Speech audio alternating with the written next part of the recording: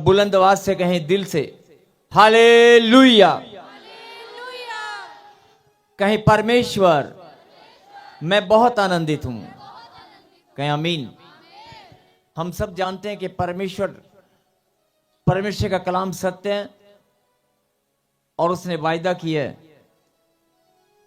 कि जो तुम मांगोगे मैं तुम्हें दूंगा, मांगोगे तो दिया जाएगा। और यह भी लिखा है कलाम के अंदर, तुम्हारे मांगने से पहले मैं जानता हूं कि तुम्हारी जरूरतें क्या हैं। और आप सब जानते हैं कि परमेश्वर को कुछ भी बताने की जरूरत नहीं है। वो हमारे मनों की गहराई को, मन की बातों को, हर चीज को प्रभु जानते हैं। बोलो आमीन। और छोटा सा एक मैं उदाहरण दूंगा। अगर आपके बच्चे, उनको कब खाना है, कब पीना है, बच्चों के कपड़े कब लेकर आने हैं, बच्चों के जूते कब चाहिए, बच्चों के स्कूल की फीस कब जमा करनी है, आपके बच्चों को दूध कब पीना है, खाना कब खाना है, सब कुछ मां को पहले से पता होता है। और हम सब जानते हैं माता और पिता को, बहन और भाई को पता होता है कि परिवार में जरूरत क्या है, परिवार में बच्चों की जरूरतें समय पर कैसे पूरी करनी है, सब माता पिता जानते हैं। अगर आप अपने परिवार की जरूरतों को जानते हैं, क्यों? क्योंकि आपका रिश्ता है उनके साथ। यही बात परमेश्वर भी समझाना चाहते हैं कि मेरा भी रिश्ता तेरे साथ है मेरी बेटी। अगर तू मेरी बेटी है तो तेरी जरूरतों को मैं जानता हूं। अगर तू मेरा बेटा है तो तेरी जरूरतों को, तेरी प्रॉब्लम को मैं जानता हूं। बोलो आमीन। अगर जानता हूं तो मैं उसे पूरी करने वाला परमेश्वर हूं। अगला समय प्रभु के वचन से मैं आपसे विनती करता हूं कि सब लोग बड़े ध्यान से जो परमेश्वर ने कलाम आपके लिए भेजा है सुने, निकाले प्रभु के वचन से। सर्वशक्तिमान परमेश्वर, हम आपको धन्यवाद करते हैं आज के दिन के लिए, आज के समय के लिए। जो वचन की गहरी शिक्षा आपने भेजी है मेरे पिता, ये वचन और वचन की गहरी बातें आज आपके बच्चों के हृदय में स्थिर हो जाएं। और जो लोग आज आपके कलाम को सुने, आपकी बात को सुने मेरे पिता, उनके जीवन में हर एक श्राप टूट जाए, हर एक जन के जीवन में आशीषों की भरपूरी, आनंद की भरपूरी। और मेरे पिता, ये आनंद और खुशियां दिन रात बढ़ती चली जाएं। जो बीमार है वो चंगे हों, जो दुखी हैं, जो परेशान हैं, आज उनका सारा बोझ हल्का हो जाए यीशु के नाम में।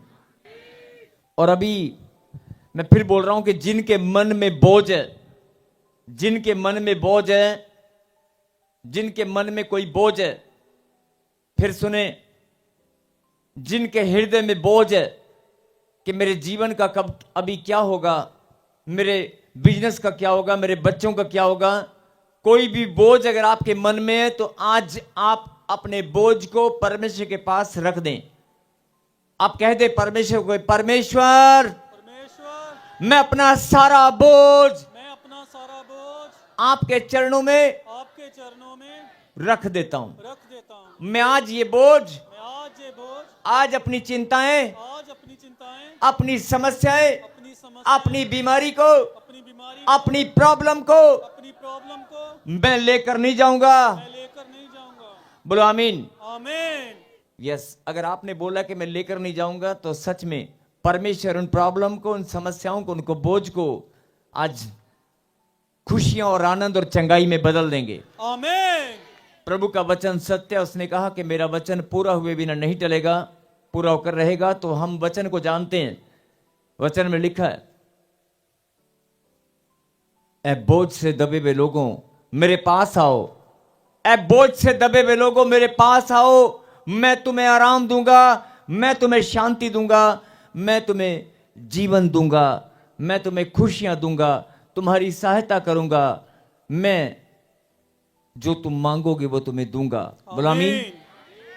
यस, अगला समय प्रभु के वचन से निकालें, परमेश्वर के कलाम से, यशायाह नबी की किताब से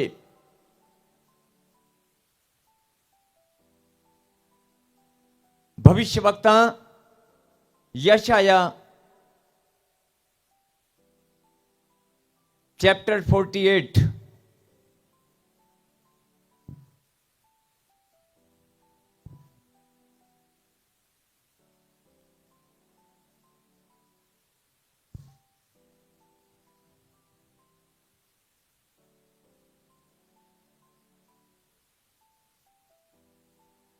और जो लोग सोचते हैं, मैं फिर आप सबसे विनती करता हूं, जरा अपना दिल, अपना मन, अपना ध्यान खोल लें, अपना दिमाग खोल लें, अपना ध्यान केंद्रित करें, अपने ध्यान को केंद्रित करें, अपना दिल, अपना दिमाग, अपने सोच विचार सब खोल लें। क्या आप तैयार हैं कलाम को सुनने के लिए? ये कलाम नहीं है, ये खुदा की आवाज है, खुदा की वाणी है। पीछे वाले, लेफ्ट एंड राइट वाले, ऑनलाइन वाले, सब लोग सुने।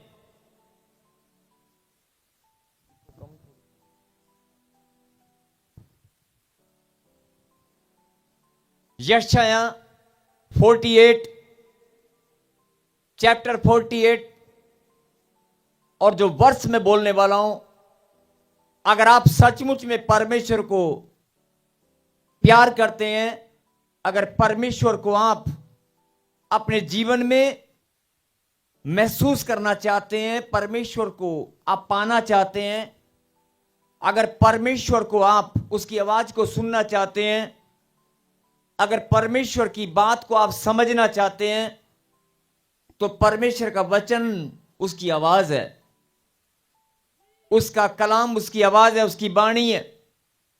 और जो स्पेशल बड़ा सुंदर वचन, बड़ी सुंदर बात परमेश्वर ने जो आपके लिए भेजी है, हर एक जन उसे ध्यान से सुने। जो शिक्षा है वो अभी हम बाद में आगे चलेंगे, लेकिन एक लाइन पर जरा ध्यान दें।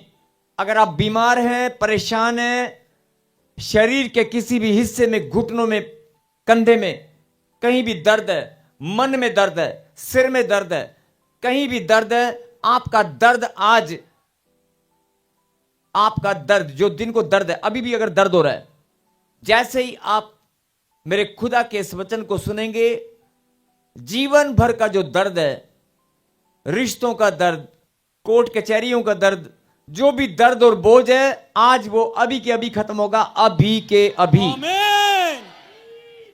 जब आप समझ जाएंगे, कोई व्हाइट कपड़ों में चश्मा लगाकर बहन बैठी है और वो सोच रही है कि जीवन भर मैंने किया क्या है। बहुत सारे लोग ऐसा सोचते हैं कि मेरे जीवन में मैंने बहुत कुछ किया, लेकिन किया क्या है? मैं कुछ जो मैं करने वाला था वो मैं कर नहीं पाया। आप अपने सोच और विचार को बंद कर दें। जो भी आप सोच रहे हैं, विचार रहे हैं, सब स्टॉप कर दें बिल्कुल, और सिर्फ इस समय अपने ध्यान को केंद्रित करें। और जो खुदा की आवाज है, खुदा की जो वाणी है, अगर तू उसकी बेटी है, उसका बेटा है, तो इस आवाज को सुन। तुझे बच्चा चाहिए, मकान चाहिए, संतान चाहिए, तुझे छुटकारा चाहिए, परमेश्वर सब जानते हैं। बोल हालेलुया। हालेलुया। आप सुने, पहले एक बात, बड़ी जरूरी बात जो परमेश्वर आपको बताना चाहते हैं, पढ़ेंगे यशायाह नबी की किताब से 48। लेकिन पढ़ने से पहले, सुनने से पहले एक विश्वास करना कि यह आवाज मेरे परमेश्वर की है, यह आवाज मेरे खुदा की है, और वो मुझसे बोल रहा है। किससे? मुझसे बोल रहा है। फिर सुने, जो अभी आप सुनने वाले हैं, एक दूसरे को हाथ लगाएं पहले और कहें जागते रहो। सुस्ती ना आ रही हो, नींद ना आ रही हो, कहीं बहुत सारे लोग उबासियां मार रहे हैं। ऐसा ना हो कि खुदा का कलाम खुलते ही जोश, सामर्थ महसूस होनी चाहिए। नहीं, आपकी बॉडी में एक्टिविटी, करंट होना चाहिए। बोल हालेलुया। हालेलुया। मैं फिर बोल रहा हूं, जरा ध्यान से सुने।